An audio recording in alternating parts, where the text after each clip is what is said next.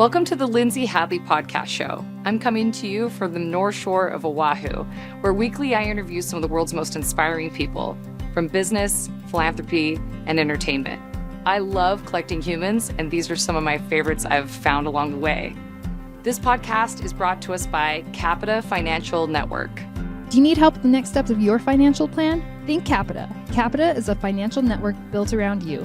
They have a team of financial advisors, CPAs, estate attorneys, Medicare providers, and Social Security experts to help you accomplish your financial goals.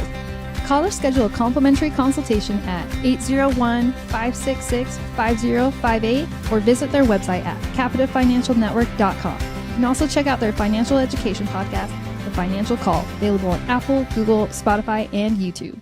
Hi, Lloyd Roberts. Thanks for joining our show today. I'm so thrilled to have you on, and I'm so excited to have our audience learn about you, your incredible story, and all about, we're going to talk a little bit about Hawaii today, because I'm right now I'm sitting here on my bed in the north of Oahu, where you have some great roots that I'm excited for you to share. But Lloyd, thanks for coming on. What a joy to have you. Hey, well, thank you so much for the honor. Super excited to spend this next hour with you. Oh, so thrilled. So Lloyd, I just shared right before we got on that I actually was able to read your book, actually on Audible, your book, which was thank you for putting it on Audible, because that's like basically how I get to have, connections through listening and being able to multitask as a mom, right? You're folding laundry, driving a car, and you get to also consume amazing literature. So thank you for writing such an incredible book. I'd love for you to maybe start with like an introduction, share a little about your life and your story. And then I'd love to talk a little bit about your connections in Hawaii. This is so fun because it's rare to meet people that know the North Shore and that know, specifically the part of the island that I live in Oahu. So that's so cool. But yeah, thrilled to have you today, Lloyd. Thank you. That's great. Well, thank you so much. Super excited to get to know you as well. So yeah, my name is Lloyd Roberts. I primarily live in Utah. Our office is in Farmington, and we live in just a little city right outside of Farmington. And I'm married to a wonderful lady named Billy. Yep, Billy. So Billy Ann Roberts. And then we have two sets of twins. We have a set that's 17 years old, and we have a set that is 13 years old. So great kids, love them to death. It's super fun to be a dad. One of my greatest honors in this life. But yeah, my story is much like your story and everybody else's story, right? Lots of ups and downs throughout the years. And overall, the only reason that most people want to hear from me at the beginning is because me and my two brothers, we founded LoanPro. And LoanPro is right now is just recognized as the third fastest growing company in the state of Utah, and second year on the 5,000 and things of that nature.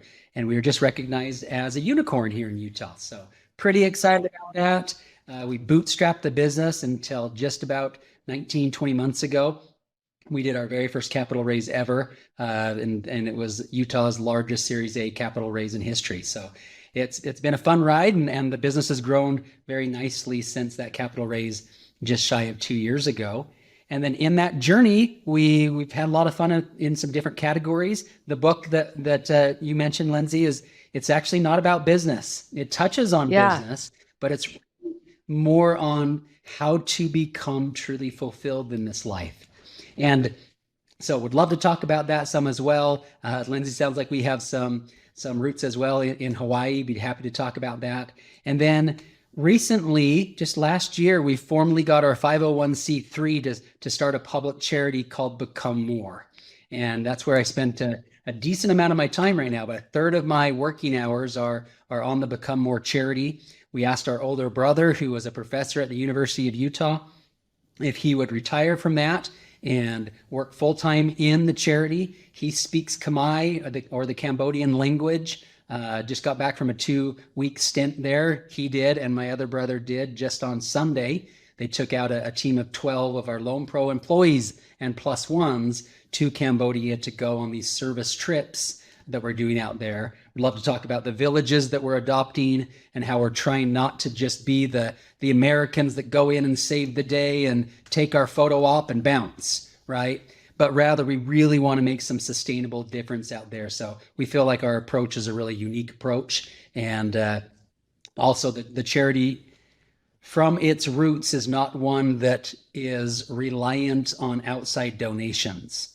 Right now, it's, of course, that's a good thing that can help it grow more. But Rhett Ben and I, my two brothers and I, we took a portion of the proceeds from LoanPro and we rolled them into the public charity so that it's going to work if no one donates $1 or if a lot of people donate lots of dollars. This concept's going to work as well. And it's really the marriage of our two objectives. Objective one is to lift 100,000 Cambodians out of extreme poverty. I get it. It's a big number. You can picture everybody that was physically at the last Super Bowl. That's about the number of people that we aim to lift out of poverty.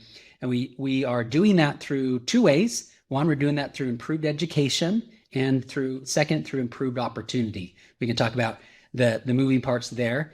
But that's not the only thing, right? There's a lot of charities that are helping people in third world countries to get out of poverty in one way or another. Maybe some do it better than others, maybe not. But the second objective that we have is to change the mindsets of those in our own world, right? Our neighbors, our friends, our family, our coworkers, and effectively increase their own levels of gratitude, growth, and giving, much in line with the principles of the book G Cubed. The way that we're doing this is through full immersion service trips to Cambodia, where they can go and get out of their normal day-to-day element and go literally on the other side of the globe and get a different perspective while they're living and serving the people over there. That's incredible. Lloyd, I love this. I don't know if you know this, if you had any context, but my background is in philanthropy. I spent 20 years in the nonprofit sector, and the early part of my career was taking people on humanitarian trips like this around the world. Mexico, Thailand, Peru, Kenya, Cambodia was one of them. I actually never have been to Cambodia, interestingly enough, but I would coordinate a lot of the travel and dynamics there. But it's really amazing because I learned so much. I'm sure you did too. I love how you started, just kind of jumping right in here on what you commented about, jumping in the photo op and the white savior complex and some of those dynamics. I've definitely learned that from my experience. Sometimes our helping actually hurts. One of the things I remember in my early career, we used to bring a lot of donations in duffel bags, and we would bring honestly just a bunch of junk. It was used clothes, used shoes, sometimes expired medical stuff, which, at various degrees of utility or whatever they might be, but we would bring it and then give it away. There was a particular area in the jungles of Peru, and we'd bring 30 to 40 people at a time. And so this was, the Amazon, and I literally were just bringing junk to the jungle. What happened was we would distribute it. And as a consequence, I figured this, I was probably 18, 19 years old in college, like an intern for this NGO that was based out of Utah. And I remember speaking to the executive director and saying, like, look, I don't think this is like the best use of I don't know how impactful this is. I think, and I actually did some research and found out that we'd actually put out some local business, some commerce, people that were manufacturers and making textiles locally. So we actually hurt the people we were trying to help. And, those kinds of things really haunted me. There's a case study that we did in college where there's a gentleman who went to the Maasai tribe in East Africa, and they live in dung huts, like mud and dung huts. And there was a lot of smoke inhalation, and women were falling into the smoke fires and getting burnt, and children were having a lot of chronic illnesses around, the carbon monoxide that they were breathing. And basically, in some deaths, it was really horrific. Some passing out in the fire, getting third-degree burns. And so he, being, this helpful Westerner and this amazingly, earnest human being, put in makeshift chimneys inside of all of their homes and solved the smoke problem. Yay, left. And 2 years later, came back and had wiped out the entire village. What had happened is the only thing that was keeping flies from eating their dung huts was actually the smoke.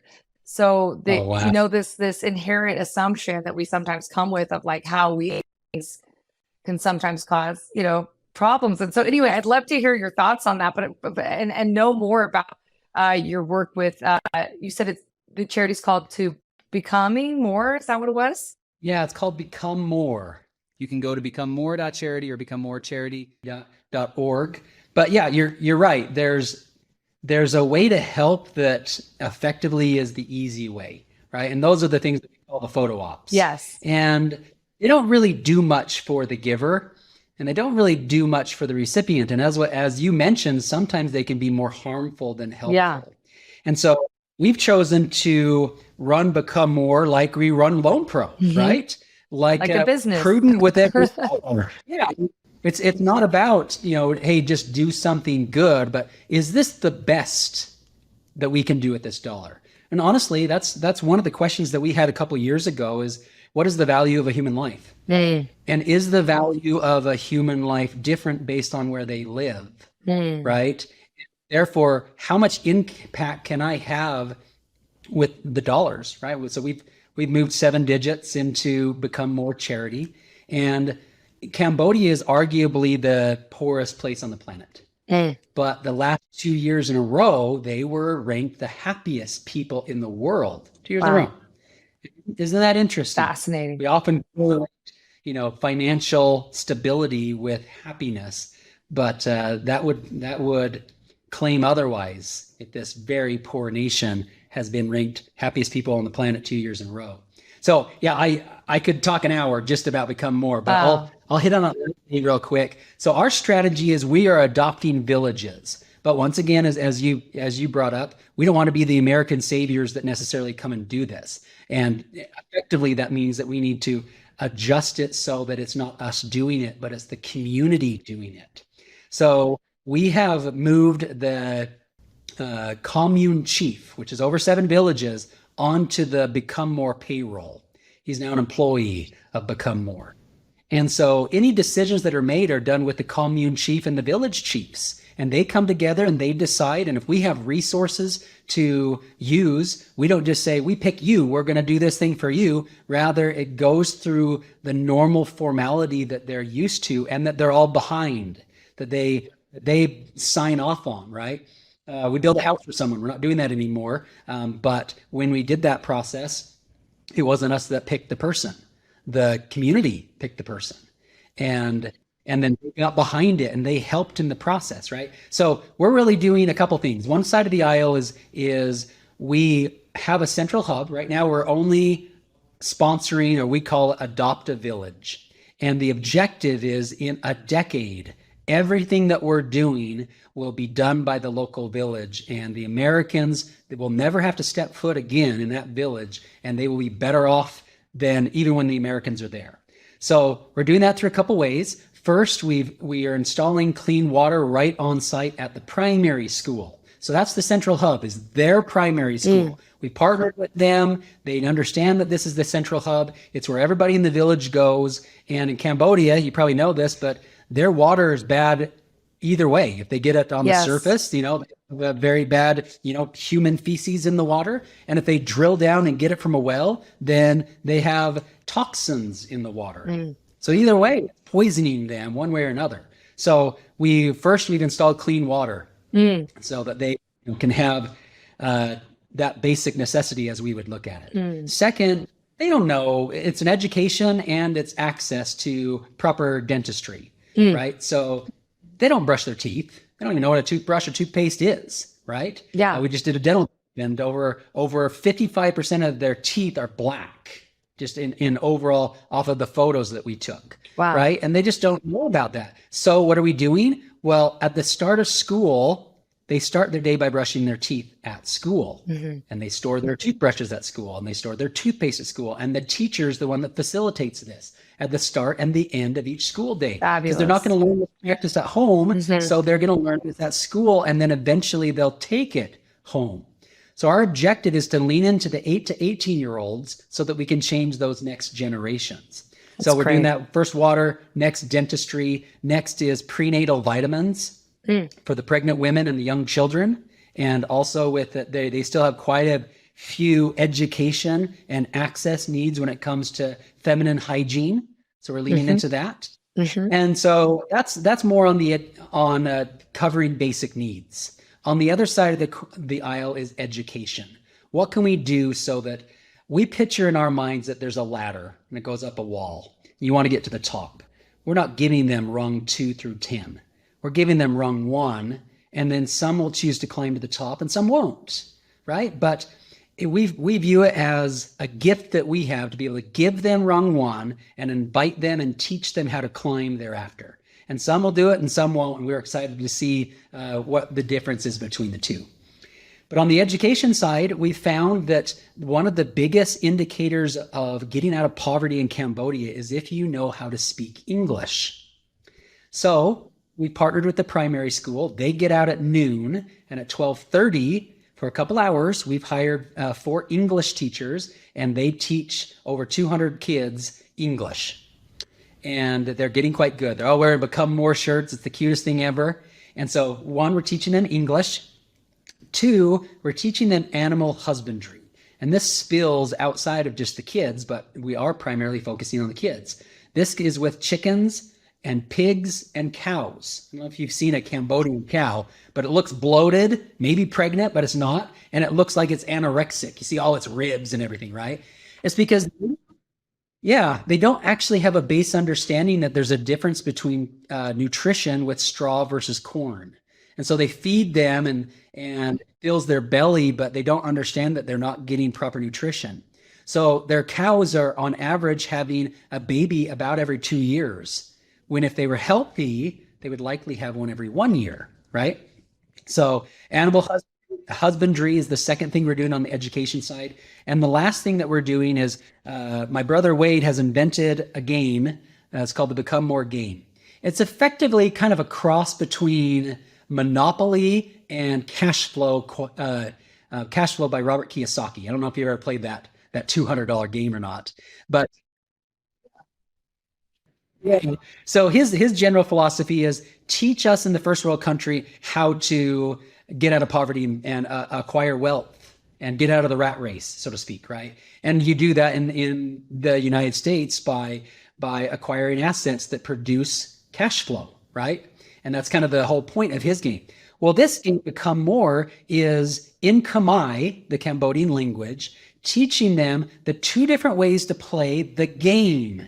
And the first way is the traditional Cambodian way, where you don't vaccinate your cows, you don't feed them corn, you don't do an artificial insemination, and you hold the die, and you also don't have to pay money to feed the cow, right? So that's a plus there. But there's 3 negatives and 1 plus. And so they take a 6-sided die and they roll it, and if it lands on a 1 or a 2, their cow dies, because the actual statistics are a third of their cattle die a year. Or they can do it the Become More way, and so they have a different game, and so half of the class plays it way 1, the traditional way, and half of plays it the Become More way, and they have to pay, like they literally have to pay money in the game for feed and for vaccinations and for artificial insemination. And so it's painful for them to put out that capital. But then they get a 20-sided die and they roll it, and if it lands on a 1, their cow dies. And if it lands on anything else, their cow lives. So it shows them that realistically, those are the statistics. 33% of the cows die that do it the traditional way, and 5% of the cows die that do it the right way, or the way that pulls people out of poverty. And so they can play this game, and after multiple rounds, they can see how one side of the class did on getting out of poverty and how the other side did. And the only thing that was adjusted was education, primarily knowing the English language, and animal husbandry, properly taking care of these animals by vaccinating them, feeding them substance like corn, and doing artificial insemination with some big bulls to produce better offspring. Incredible. Lloyd, what an exciting thing, and to have such complexities of issues that you're taking in kind of in a holistic manner. I love that you have local indigenous people actually working on it. I love that you actually have, the community determining what the demands and needs are instead of coming. I think that's so wonderful. And I mean, your story, can you share a little bit? I mean, the title G Cubed is a unique title. Can you share a little bit about it? And I don't know how much to ruin if anybody ever reads your book, but I will say you're like, you said my story is just like anyone else's. I mean, you have some really unique stories and things you've overcome. And I'm really thrilled to talk about some of them today, because it's so apparent that you have such a resilient, grateful, beautiful attitude towards life that feels like a surrendering, kind of come what may. This is happening, as you say in your book, for you, not to you. And I'd love to hear a little bit about the title and the book and what made you want to write this book. I mean, it's such a gift to me. I think I felt impacted all day. When I first finished it, I remember just being like so positive and just so appreciative of the sunshine and the being in the sand on the beach and my hot water shower. But I'd love to hear what made you want to share the book and how you came up with the title. Oh, well, thank you so much. It's the truth is, I went on my own journey, and I thought that if I grew up in a home that was a lower middle class and with very prudent parents, right? We didn't spend money, at least not very much, right? They were very fiscally responsible and okay with things in that direction. Well, my two brothers and I partnered with two of my brothers who are the hardest workers and smartest people I know, and we started businesses. And some of them worked out and some of them didn't work out, but the ones that did work out, we took them and we took the profits and we rolled them into starting the second company and the third company and so on. And these are everything from cattle ranches to auto dealerships to real estate companies to auto lending businesses. And then it got us into software because we couldn't find any software that would meet our needs. And we wanted to start a larger lending company. Well, it turns out that other lenders were having the same problem. So they'd come to us and say, hey, looks like you guys are doing pretty good. We want to kind of do what you're doing. And we told them, well, we had to build software. And they said, we're not building software. Can we use yours? And at first we said no. But then eventually we decided, well, maybe we should monetize this because we spent so much money on the software. And fast forward a decade, and we now have over 1,200 lenders across the US and Canada with billions and billions of dollars being managed in the platform, processing over $1 billion a month in payments. Some very well-known companies that use our software to run their lending businesses. And so it's been a real honor and a real growth process for us. But the reality is we were taking home such a small amount of money for such a long time that I actually felt in my gut that if I had a bank account that was, 7, 8, 9 digits full, and I really never had to worry about money again, then I would have that, and I would just have that ease and, I don't have to do anything. And I'd be fulfilled. And I worked very hard to get there alongside my brothers and alongside my wife and many other people. And as fun as it was to get there and hold that big check, and it was fun, but it was fun like your favorite team wins the big game, right? You're booyah! But a week later, you're not necessarily as excited as you were a week earlier, right after your team won the big game. You still are glad. Yeah, you're still glad they won, but you don't, that level of fulfillment or stimulation dissipates and decreases. And one day I was driving home from work, and I have a younger sister, and I called her, and I asked her, how you doing? And she said, oh, I'm doing good. We talked for about 5 minutes. Can't remember about what. But then I heard this beeping in the background. And I was like, wait, Sissy, are you in the hospital? And she said, oh, yeah. And I said, well, wait a minute. You started this call by saying that you're doing good. And she said, well, I'm doing pretty good now. As soon as your fever gets over 105, your body relaxes. And so that hurts really quite a bit between 103 to 105. But as soon as you get over 105, your body relaxes. She had since passed away from complications with cystic fibrosis. And then later that day, I had a different call. And the second person's circumstance, I would say that it was this big, very small on the impactful list. But yet to them, it was the biggest deal ever. And they were all worked up about it. And it was like the end of the world and talk them off a cliff, so to speak. And I got thinking afterwards, isn't that interesting? That we think that our circumstances dictate our fulfillment level. But my sister's circumstances are literally dire. She has a husband. She has children. One of them was under 1 year old, and she's on her deathbed. She didn't know if she had days left or weeks or maybe months, but she knew it was the end, and inevitably it was. But she was fulfilled. fulfilled. She had purpose. And this other person had a lot of things going for them, but they were so worked up by this seemingly small thing that nobody would ever worry about on their deathbed. And so I started thinking, you know what? Look, I get it. I like having money, but it's not the key to fulfillment. So what is? Can we lean solely on religion to be fulfilling? Can we lean solely on our family? Can we, and if, let's say, for example, you can lean fully on religion, well, what about the people on the other side of the planet that have never heard about your religion and all they do is hunt for spiders all day and they're lucky if they find one and yet they still find themselves fulfilled? So I'm not solving for necessarily quote unquote truth. I'm solving for fulfillment. I felt like there had to be a formula that everybody could use, regardless of their background, their race, their religion or lack thereof, their sexual orientation, their political preferences, and all the things that we could use to divide us. There has to be a formula that could be used across the span of time to become fulfilled. And so I went on my own little journey to find it. And I read books and I listened to podcasts and I went to events and I watched YouTube videos and I did everything I could. And really for about a 2-year period, my free time was focused on trying to find out what the recipe was. In my mind's eye, it was simple. It was find someone like a baker that makes a delicious cake and sample the cake and say, I don't want to invent my own cake. Oh, I want your recipe. Give me the recipe for your cake, right? Now, there's difference between recipe and ingredients. Ingredients, it's pretty easy. And I felt like that's what the world was giving me at these seminars and with these classes and podcasts. I felt like it was like, oh, have you heard about sugar?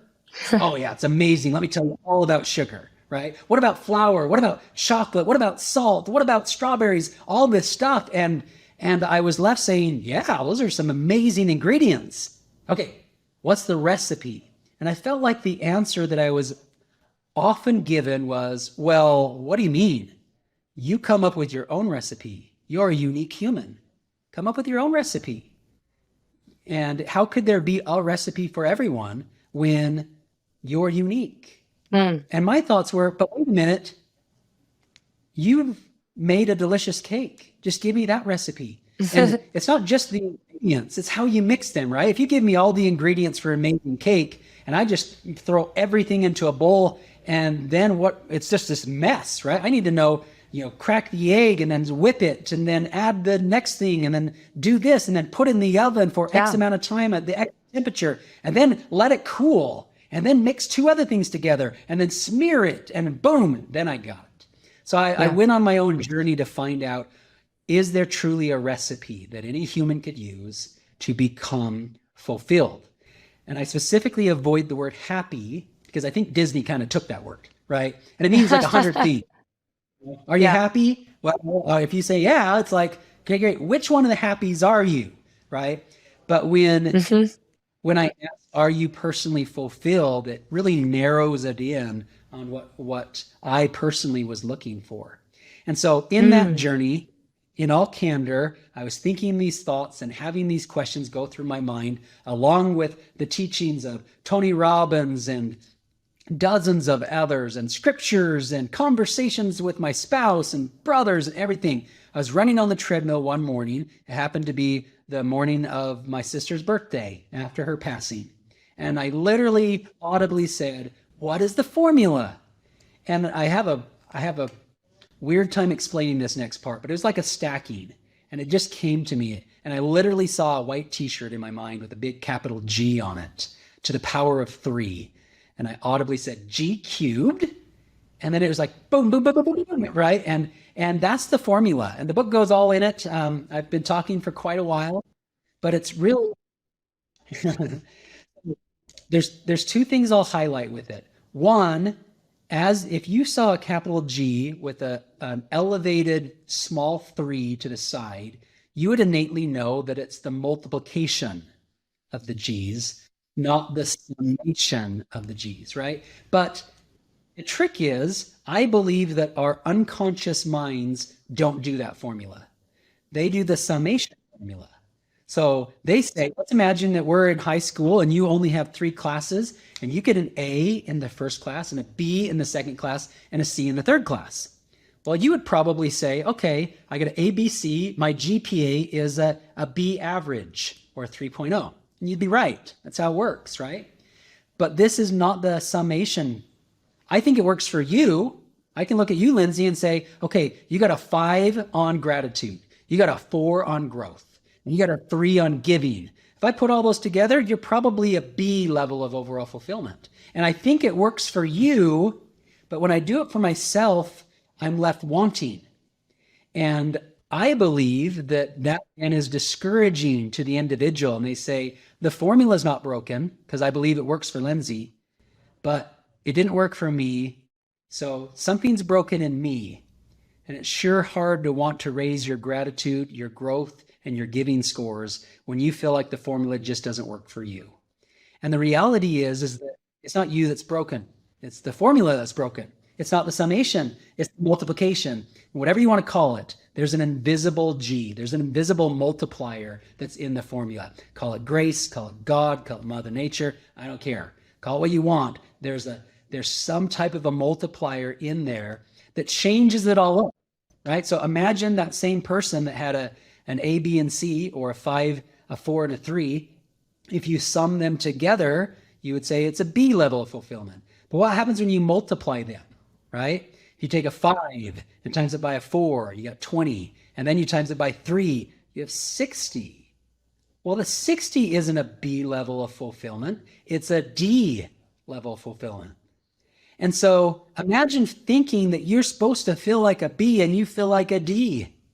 Just throw in the towel. It's not worth it. So the formula is not intended to have people feel like, oh, I'm no good, I'm doing horrible. But on the contrary, to give them a call of action at the highest level to say, hey, what if you just raised your score? Look at what an impact, what a multiplying impact it would have on your overall level of fulfillment if you lifted that 3 to a 5. Well, what's 5 times 5 times 4? That's 100. And the argument is that if you have 100 fulfillment points, you are truly fulfilled. You don't need perfection. 100, you're at the top of your game and you have true fulfillment. I love what you're describing. A friend of mine, it's really funny. Have you ever read the book Big Magic by Elizabeth Gilbert? Creative ideas as being like living entities. Have you ever read that book? I've read the book, but I have not read it. Well, essentially, she talks about ideas as authors or artists or creatives. They come and then it kind of like simultaneous invention. Like it kind of comes on the planet. It's an idea whose time has come. Lots of people pick it up and tap in, and who runs with it and executes, and how they execute have their own flavor. You know, it's so beautiful. But there's like almost as living into the spirit of an idea or creative flow, or you know what I mean, that comes from probably the divine is her in my belief. But I love that because a friend of mine, he has what's called the GPS, and he talks about gratitude, power, and then success. And he always talks about what is success? That's fulfillment. But he used a similar framework, and it has the net value that you're describing. And what he does is he walks people through a process where his name is Freddie Bosch. He's just one of my best friends, but he walks people through a process at first, similar to how you did in your book, which, you know, you're going along in this process, learning these stories, and then you kind of have this reveal. He has people wish, like a genie comes down and grants your wishes. And, you know, of course, like you talked about in the book, being able to buy this beautiful property in Hawaii where I live here, which, you know, is a dream to live in Hawaii for me and many people, just to live in paradise in general. But like you said, if you could grant that wish right now, how would you feel? And it gets you into the emotions of what it would evoke to have the thing you want. Like you talked about getting that big check, the 9 figures that you made from selling your business and having success as an entrepreneur. You're experiencing the emotions right now. You don't have to have the home in Hawaii to experience that level of gratitude. You can actually shift it like your sister, her hospital bed, just to have peace and less pain in that moment.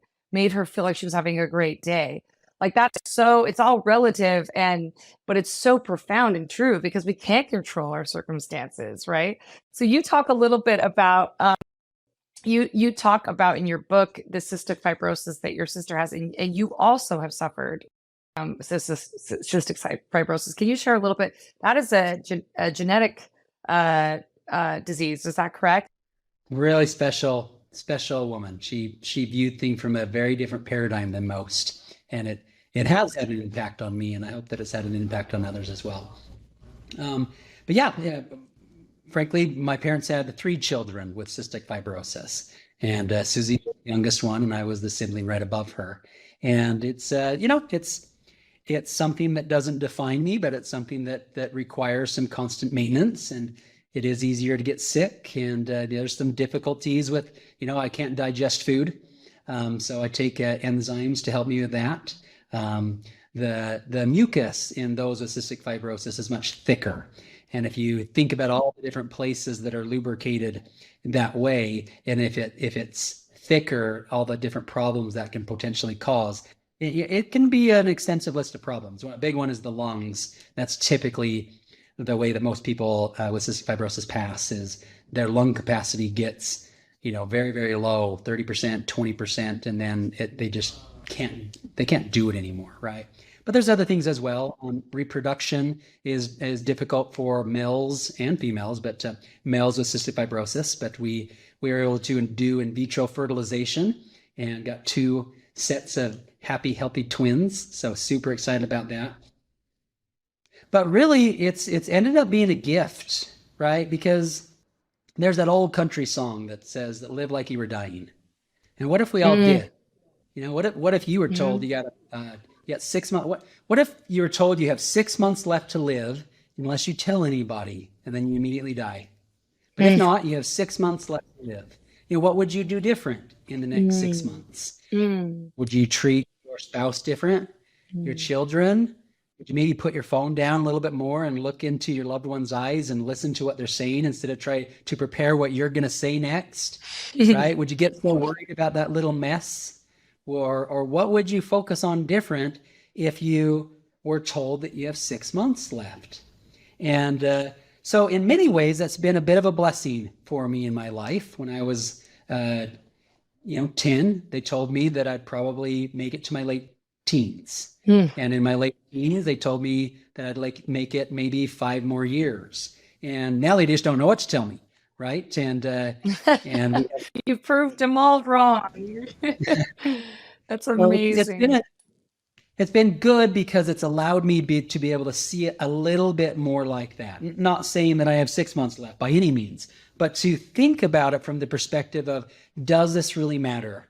Right? I talk about it in the book perspective of whatever your belief system is, and I believe in a God, and I believe that God loves us and wants us to progress and to become more. Hence the name for the public charity of Become More. But if you have a hard time, if you even believe in God or not, but you have a hard time putting God in context, I love the visual of closing your eyes and picturing that you have the opportunity to sit down with your 80-year-old self.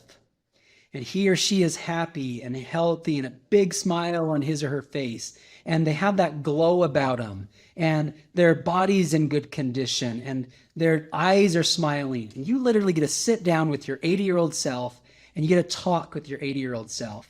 And you get to receive counsel from your 80-year-old self. From someone that's not biased. And they're not going to tell you what you want to hear. They're going to tell you what's best for you today so that you can become the person someday.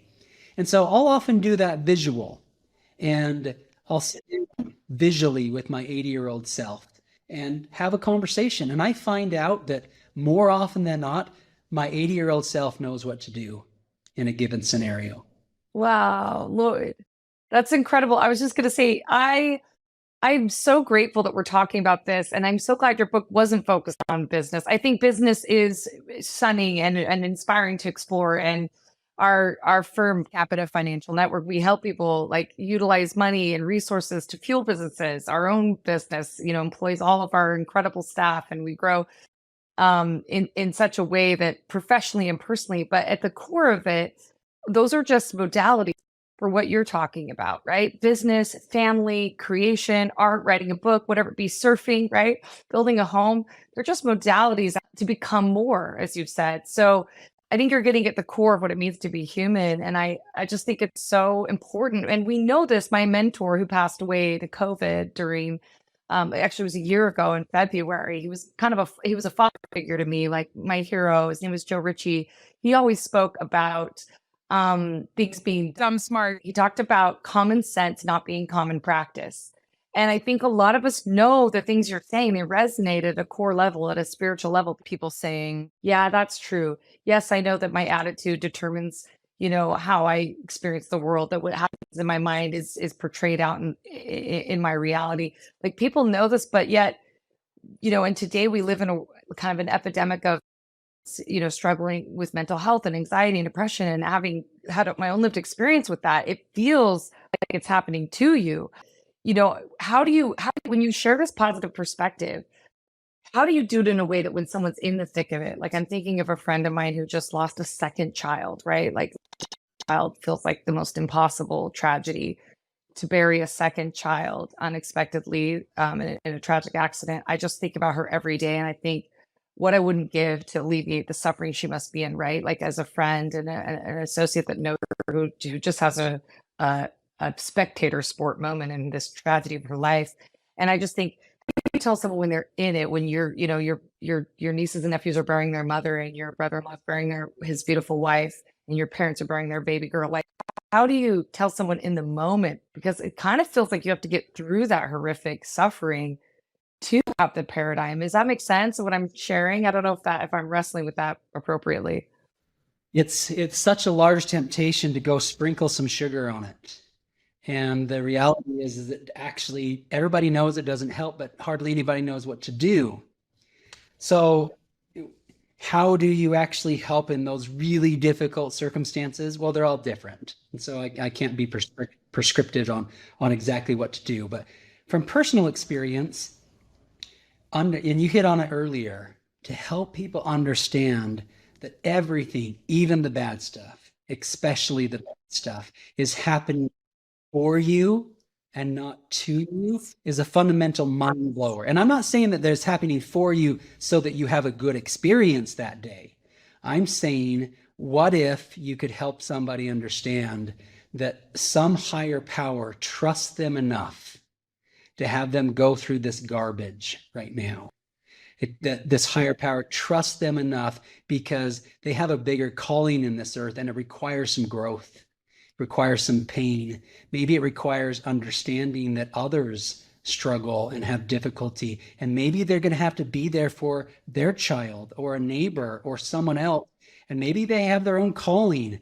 And what if this God figure trusted them enough to have these difficult circumstances push against them so that they could become stronger and more capable and effectively become more, so that when they're on their deathbed, the same person that they are today. As difficult as the circumstances are, we're not defined by our circumstances. But if we believe that the purpose of our day-to-day journey is to obtain the awe factor, my kids are finally graduating, camp's finally full, I'm kicking it on the beach, no responsibilities. If we believe that's the objective, then when anything gets in its way, it's painful. But when we choose to believe that the objective of this life is to become a better version of ourselves, then we understand that everything is helping us do that. Yes. Even the bad stuff. Yes. Right? Your loved ones. As you said, especially the bad stuff.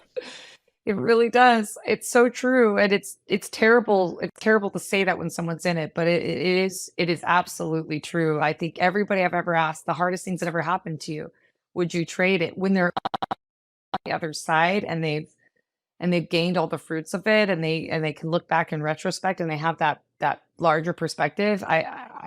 They usually are like, you can see them, tracking in their mind, and then sometimes they won't even admit it, and they'll point at, yeah, but this person, this terrible thing that happened, there was nothing good that came from that. Like it's such a concept to hold, being human, And understanding that, so we often look through the glasses at what good came from that circumstance. And the reality is, I don't know the percentage, but 10, 20% of the time, I can't find anything that good came from that circumstance, right? And so the model breaks down pretty quick when that's what you're looking for.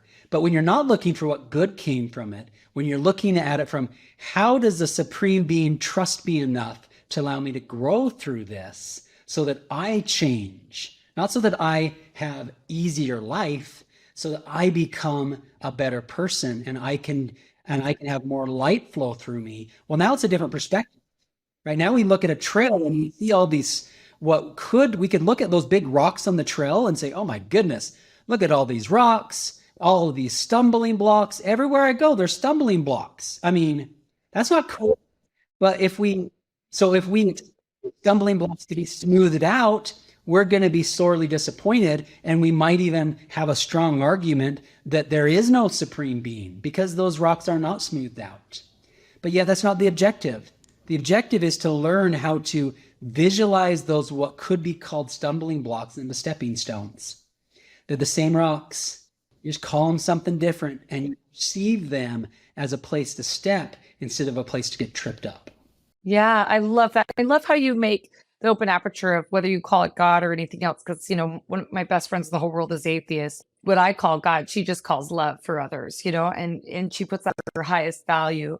And so she's, I've seen her over and over take difficult, heartbreaking things and try to render it into something beautiful and giving, and has the same mechanism at the end of the day, right? Just a different come from, but it's the same heart. And so I love that you have that open aperture. I think that's so profound, Lloyd. And I do a lot of work with some major private foundations, and we help with kind of working with the men and women of peace in countries, which I'd love to hear about these individuals you found in country. But we work kind of the top of the ladder and the bottom where you do grassroots stuff, but also like heads of state. And my mentor, Joe, that I mentioned, helped advise several presidents, including the president of Rwanda after the genocide, and lifted their GDP by 12%, which was like, heroic and prolific and unprecedented effort. So, I'd love to know more how we can support you. Can you tell us a little bit more about LoanPro and what's up next? I mean, you brought in some venture capital to have some liquidity on your own. Are you looking to have an exit eventually and be totally done and full-time work on become.org or .com, or let's see, your foundation? What's kind of your next steps? So right now I'm spending about a third of my time on Become More. And then I do some family office stuff and managing the portfolio for me and my two brothers. And then the rest of my time is on LoanPro. So LoanPro is still a big focus. We're super excited about the cool stuff we have going on over at LoanPro. Our objective is to change the way that financing is done. And there's some great things that we're doing in the new space of cards, right? Credit cards have been the same for the last 25 years. And we have some super cool technology that's patent pending that we're excited to hit the open market. But the overall objective with LoanPro, look, we're here in Farmington, Utah, just north of Salt Lake. We love the area. We love our family, our LoanPro family. They're great humans. They work hard. They play hard. And you know what? They're good humans off the court as much as they are on the court. And we really look for that, right? We'd rather have somebody that it might take them an extra time to learn something, but in their private life, they're trying to be a good friend and a good parent and a good spouse and not just get hammered on the weekends, so to speak, right? And so for the most part, we've surrounded ourselves with some amazing people here in the Farmington area. And we also have a large team down in Mexico. A lot of our programming talent is down there. And these are senior developers that are seasoned and very capable because the software is a very complex offering. It's not a single widget. It's a very complex piece of software. So yeah, we plan to be involved with this for the next few years. But we didn't want to wait until after we got the big paycheck to do the passion project. And I'm so glad we didn't. Because our family, our LoanPro family, they now are in love as well, right? With different levels based on how, we just had a group come back from Cambodia. They literally landed back in Utah on Sunday, so 2 days ago. And they went out with their plus ones and they went and experienced those living in the dump, and they went to our village and they got to teach English and they got to go through the whole experience. And it wasn't just a vacation. They were asked to think about how can we make this better? How can we change lives for the better, right? We don't want to just buy something because someone asked us to buy it. And instead, we want to help them learn so that they don't have to be reliant on someone from another country to come and do it. Let's change their mindset. Let's change their financial understanding. And so we see that process happening. But how much more fun is that we can do that with hundreds of people and thus their families instead of trying to do this all on our own? That's so stunning. I love that you're doing this with your brothers. What a cool thing. Because, it can be complicated working with family and friends. I've always made the people I work with my best friends and they've become family. And, I find that I get to spend all the time with these people that I adore. So it's a joy for me. But I think that's the way you honor your brothers is just the most endearing thing. I think you guys are so lucky to have each other. I'm curious. So you purchased a place in Hawaii close to me, just a little bit south, you said, of Sharks Cove. So right there on the north shore of Oahu. And I live in Hauula, which is just south of that. How often do you get here? When do we get to go surf together? Let's go hit up, Pipeline, I guess. Yeah, so I'll be out there next Saturday. So not this Saturday, but next Saturday. Really? My wife and I are out there, and we'll be out there for 4 days. And then our 2 sets of twins, they're going to fly out and join us. So that's kind of fun. Get a couple days by ourselves. And then my brother and his family will fly out and join us for spring break. Oh, so yay. We get out there when we can. We'll be out there for a couple weeks this summer. We'll be out there for Thanksgiving. We're usually out there about 6 to 8 weeks a year. And then when we're not there, we just literally every single day is booked with friends and family and employees and neighbors and even some people that we don't know very well, but felt inspired. Oh, that's incredible. That's I have a place at Turtle Bay, and one of my favorite parts about it is being able to share and just give people the gift of this island because it's so healing and so incredible. And, I'd love to take you and your wife out and get to talk more about how we can support what you're doing with Become More and also just learn how we can support you in your vision for what's next for LoanPro. I think it's so amazing to meet you in person. I mean, I feel like my whole career, I worked with a lot of celebrities and, it's fun sometimes to meet the people that you find that are masters of it. Like you see someone in a film and then meet them in real life and you're like, man, I really admire what you did or you really moved me. And I feel like that meeting you. I'm a little bit fangirl because your book meant so much to me. So thanks again for writing it and Lloyd for being who you are and what you are as a leader, husband, father, brother, son, person in this world. We're so thrilled to have people like you on our show and able to amplify the light and the good that you're doing. And so if there's anything we can do to support you, please let us know. But thank you again for coming on. Joy. Thank you. Do you need help with the next steps for your financial plan? Think Capita. Capita is a financial network built around you. They have a team of financial advisors, CPAs, estate attorneys, Medicare providers, and Social Security experts to help you accomplish your financial goals. Call to schedule a complimentary consultation at 801-566-5058 or visit their website at www.capitafinancialnetwork.com. You can also check out their financial education podcast, The Financial Call, available on Apple, Google, Spotify, and YouTube.